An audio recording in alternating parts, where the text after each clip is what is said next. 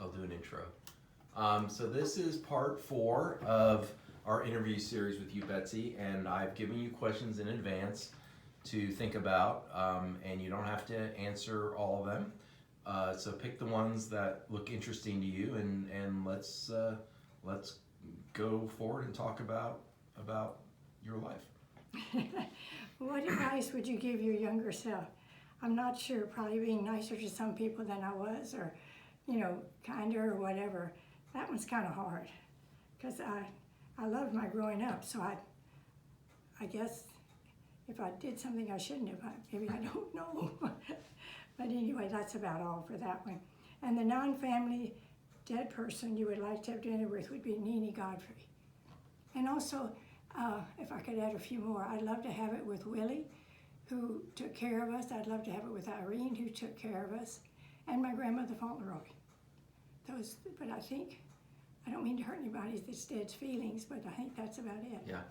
And what would you what would you just want to be around them some more, or is there any? Yeah, I don't think conversation would be hard. I Yeah. think that would just flow. Right. I think just being able to see them again would be wonderful. I should put in my mother, shouldn't I? Yeah.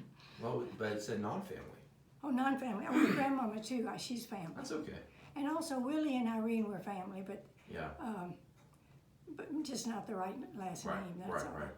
But as you know, Nene and I were friends from the first grade, and Right. Irene took care of us, I believe, right when we were born. I guess they had some kind of a nurse, but then she came and took care of us until her sister got sick, and then she came back and helped us with our children, and until she had a stroke. And then the children weren't crazy about her because she was very strict, but we didn't know any better, so we loved her. And Willie was just a delight. She worked for my mother she was there when I was still living at home.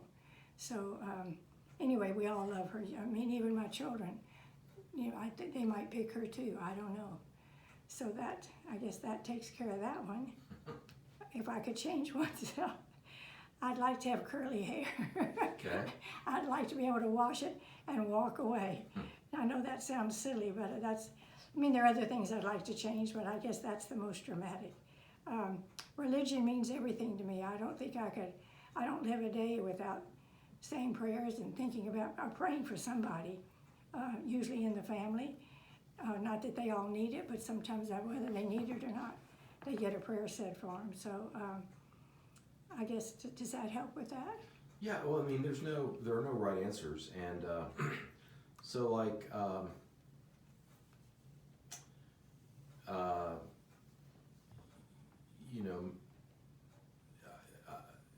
In terms of there's the ritual of religion, right? But then there's also kind of the what I would call sort of, how it makes you feel. I mean, do you think that in going through life's ups and downs, and that has helped? Oh, absolutely, because there are times when I think, dear Lord, what in the world are you thinking about? And if you just calm down, sometimes you can figure out why, sometimes you can't.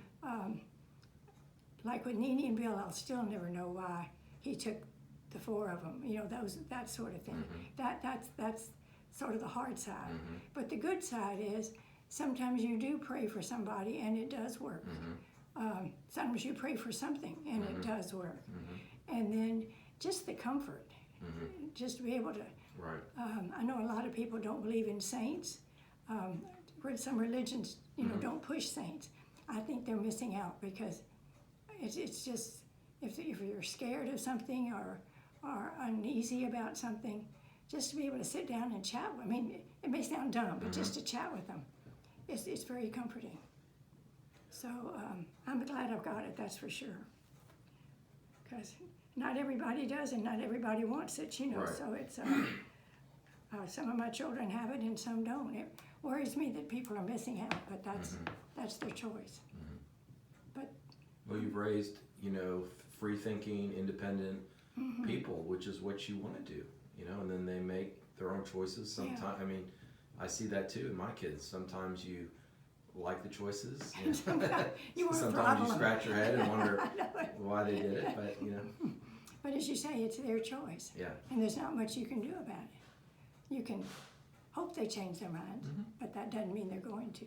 But anyway, yes, it's I think it's one of the mainstays I have, to be honest. Okay. And it's very nice that Meryl and I have the same. Yeah. It makes it very easy. That was one thing Miss Glasgow said. She said, well, you've already crossed one hurdle. Yeah. And luckily we never really had a whole lot of other ones, so it was, just icing on the cake, I guess. So now, skills you're glad you mastered. I never mastered anything. Well, you're always a good athlete, Betsy. And No, I mean, I wouldn't. golf and tennis. No, I could never say I mastered anything. I enjoyed a lot, but I would never say I mastered anything.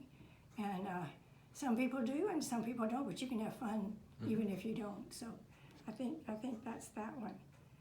And what do I regret not having done? Not a whole lot. Maybe I should have pursued finishing college, but that just didn't work out. So it didn't seem to hurt me at all.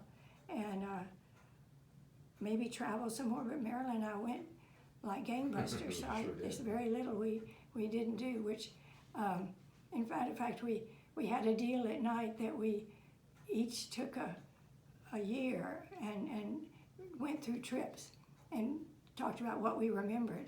And it was funny because we both remembered totally different, I mean, some of the same things, Yeah. but a lot of different. He would remember one thing and I think, is that the same trip I went on? And he sort of felt the same way with me. He remembered more names and places. I think I remembered more events. But anyway, it was a fun thing to do. And I'm so glad we have those books because it's fun to just sit down and remember. And William and Kelly are doing it now, and I'm so thrilled. Right. No, they've got the major travel bug, and it's nice that they have the time and the money to do all that. Yeah, and a good time in their life. Absolutely. Yeah, because the children are all basically taken care of. So Virginia was cute because she said we moved to Houston, and then you all started traveling, so we moved. It didn't, we decided there was no point in being there.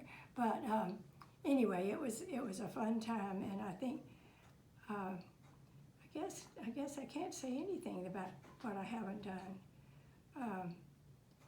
And what experience you thought that was bad at the time and turned out to be a good thing? I really had a hard time with that because I can't think of anything so bad that it didn't turn out right. Well, I would definitely say one of the themes that I picked up from both you and Meryl is, and to say a charmed life, that's kind of quaint, but I really would argue that you guys have had a charmed life. That looking at it, not really from the outside, because I'm on the inside, but not being one of your children. I think that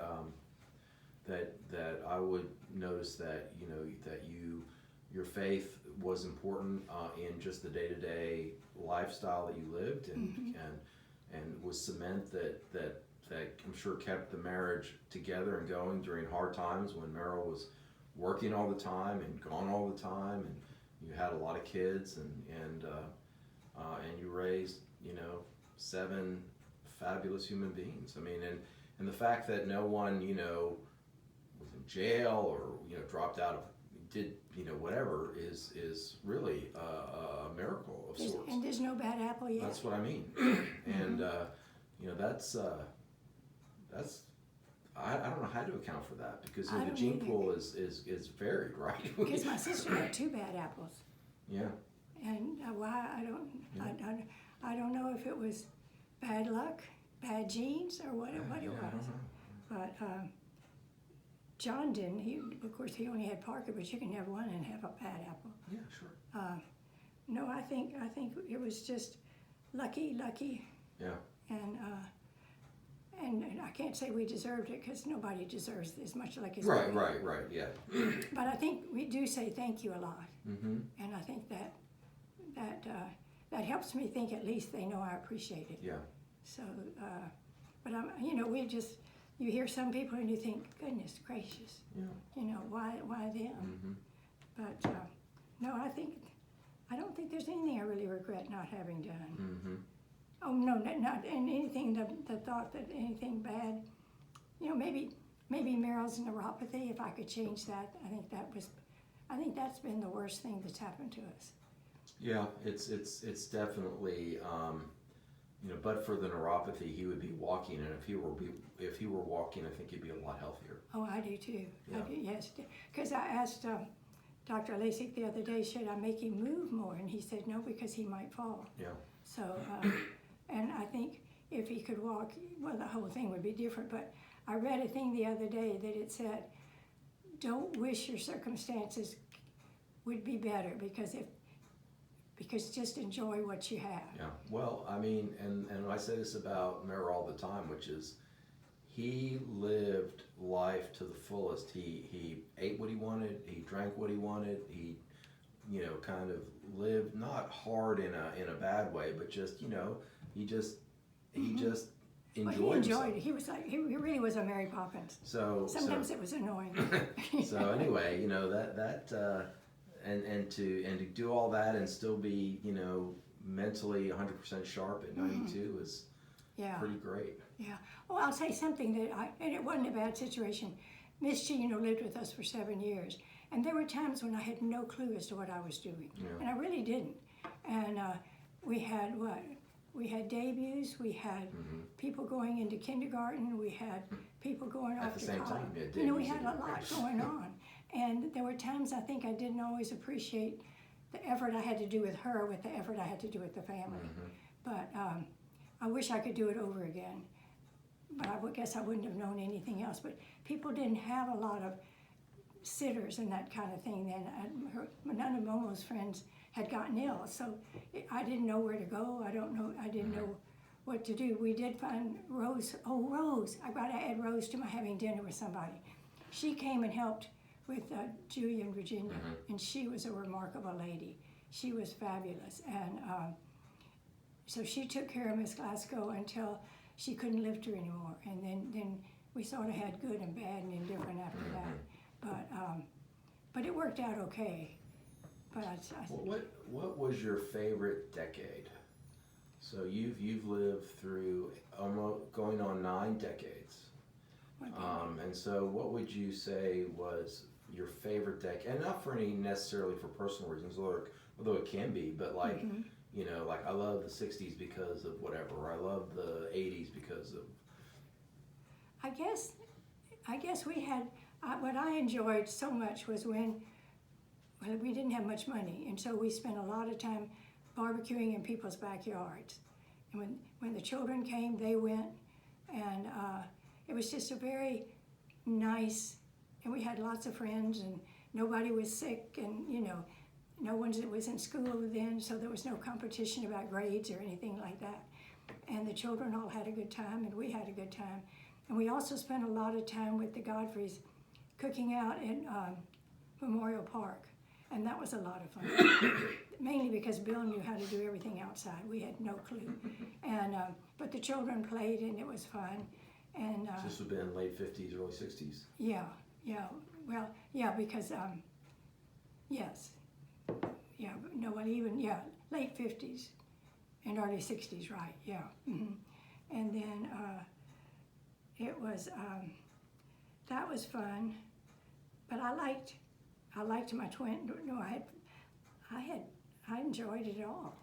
Yeah, no, I agree. I think every aspect of every phase of your life is great in a different way. But I mean, like I know, I get sort of nostalgic for the 60s because to me life just seemed, as a kid, simpler. And I know there were bad things happening in the world. Of course, there's the Vietnam War, but I don't know, America just seemed to be a good place to be. Yeah, I think it's still a good place to be. Yeah. It's a mess right now, but it's still a good place to be.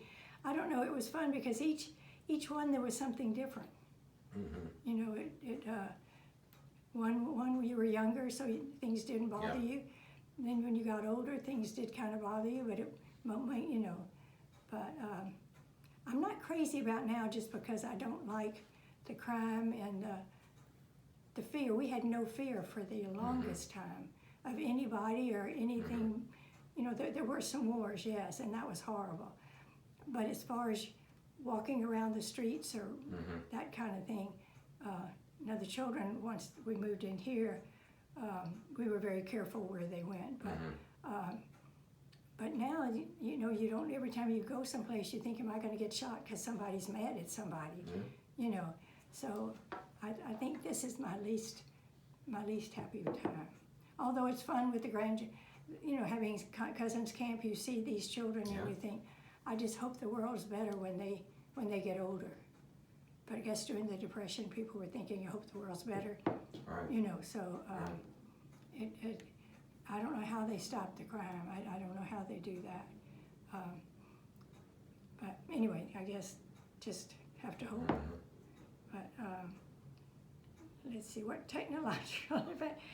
I guess it's my cell phone because I've gotten so I can't leave home without it. Mainly because if they need me for Merrill. But I can remember when I first got a phone, I left it in my car and I told the children it's going to stay in my car. If you want me, call me on the house phone. But now I feel when I call them, I want them to answer it the minute they get my message. Of course they don't. Well, they do a lot of times. And I try to answer them too.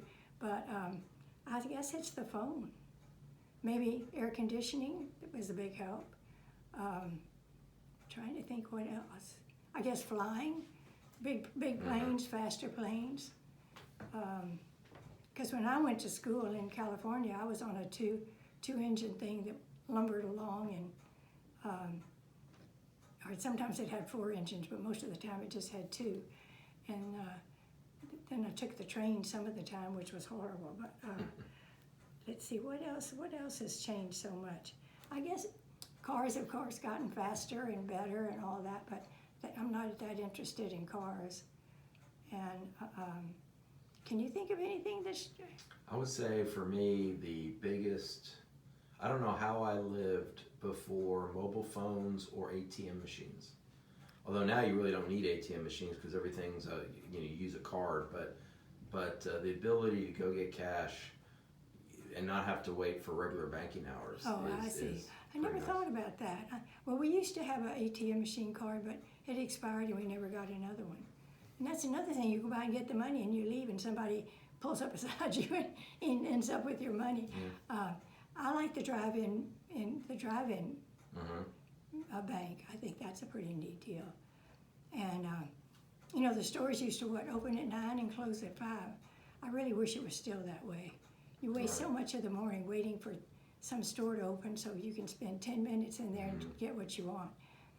But that's never going to go back. And when you think about the people that worked, it's much, much better for that. And of course, some stores are open 24 hours, so that. Right. And I guess a lot of people would say Amazon. Yeah. And I'll have to admit, I've started ordering, especially for Merrill. I can get things on Amazon that I'd have to go to 15 stores to try to find. So but I'm not going to put Amazon on my on that list. But I guess that's about it. What was our social event? Well, we went to lots of parties, lots of weddings. I guess that was our fun, you know. And it started, the parties then started at 10 and ended at 12. Oh, look, I got my ears re-pierced. Oh, wow. How about that? Good for you. I let him go back, and then I really missed it. And I had a good, this one didn't work quite as well, so I let it grow back. And she changed it a little bit, so I think it's going to be fine. But Itsy Bitsy had someone come in and do pierced ears, and so Julia and the girls went with me. And Alice wouldn't watch, and neither would Louisa, but she deadened him. I've never had anybody deaden him, but she deadened him. And, with ice or with an injection? With an injection. And so anyway, we'll see what happens. I thought you had to have those little gold things like we did then, but no, these have little diamonds in them. So I'm very fancy, but I thought I'd look better for the I can't see because your hair. Oh, I know. Well, there you go. Here they are. They're so little you can't really see them. But I thought diamonds would look better with my dress than, and they didn't have little round gold things. They just had bars. But anyway, I'm going back to I don't know what age, but I had my ears pierced when Virginia had hers done. and I was there, and somebody said, "Why don't you get yours pierced?" Well, when I was growing up, people didn't get their ears pierced. There were people that got their ears pierced, but we just didn't get our ears pierced. And so I had to get over that to start with. But then I said, okay. So I had my ears pierced, and I guess I did wear earrings occasionally. But Merrill never realized. And so I finally said, I got my ears pierced. It was 6 weeks later. And I finally said, look, I got my ears pierced. He said, oh. But anyway, so I went and showed him this afternoon and told him what was going on. But you're right, with your hair, you don't see them. But at least now I can wear the ones I've been wearing for years. So and I know that was not on your program. That's okay. No, there is no program.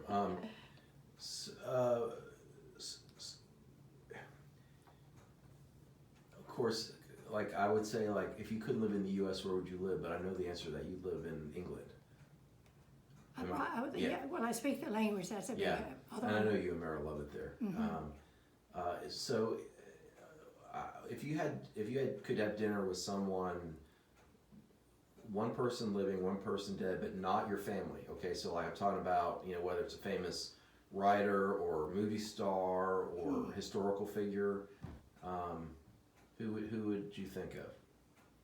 Who would you be curious to kind of pick their brain and visit with? Well, there's some I'd like to, but I don't think I'm smart enough to pick their brain. Who? I think General Eisenhower would be a fascinating person to talk to. I think someone like John Quincy Adams or somebody, but I don't know why. Eisenhower doesn't scare me as much as John Quincy Adams might. Just to think of something interesting to say. And I think his wife, Abigail, was that her name? Abigail Adams was, she was married to John or Quincy. I'm not sure. I'm not sure which Adams she was But married. I think she would be interesting. I think any woman that lived in those years where life wasn't all that easy. No, right. I would love to talk to some of the women that came to Texas. You read books, right. But until you really talk to somebody to see how bad it was. Like Houston's, Sam Houston's wife, he was hardly ever home. And she had, life wasn't easy, and they never seemed to have any money. The stories I've read about. Right. Let me see who else. I think Governor Bush, the senior. I think he would be fascinating to talk to. I mean, I said hello to him, but I never had a real conversation with him. And I'll probably think of 15 more. That's all right. That's it's always interesting to see who your idols are that way. Like Winston Churchill would absolutely be on my list. But then I'd have some contemporary writers. I'd love to talk to Malcolm Gladwell, who's written a bunch of books that are really interesting, and then Michael Lewis is another person who writes a lot of books. But anyway, so those are mine. We're approaching 30 minutes, so is this our last? Well, it doesn't have to be. Oh. I mean, I don't know if I could relax or not. No, we can think of more ideas. But anyway, it's. This has been fun. I thought I'd be scared to death, and I really kind of am. Well, I think that it's scary at first, and then obviously you forget about the camera and you relax and you just talk about stuff that's interesting. And I think it's important that that even the family get to see this, and of course down the line, what a great way to get to know your ancestors if you can hear them talking about themselves. Well, we don't have the luxury of that, right? We don't have audio tapes. I don't think of anybody. You just have letters, and people don't write letters anymore, right. So they won't. I guess there are questions I wish I'd asked Grandmama and Mama Dunn and my mother and father. I can't think of anything right now, but occasionally I think, darn, I wish I'd found out about that. And Tommy Dunn was interviewed, and that's kind of interesting. But there's still things that, and as I say, I wish I could. Who interviewed Tommy?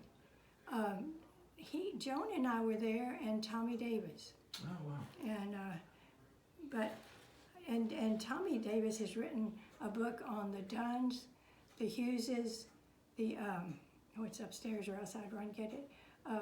The Hugheses, the Dunns, the Tracys, and maybe that's it, the three families.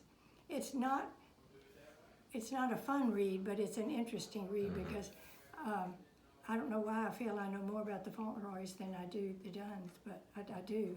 And so I'm in the midst of reading it, but it's a little dry, but sometimes it has to be. Right. And I mean, there are things I never knew that I'm finding out. You know, just how many children were in the family, Right. that kind of thing. So,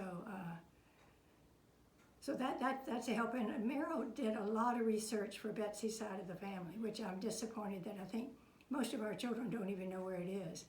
But it is good reading. I mean, you know, and in fact, Mallory Glasgow called me one time and asked me a question. I said, go down and ask your father where the book is.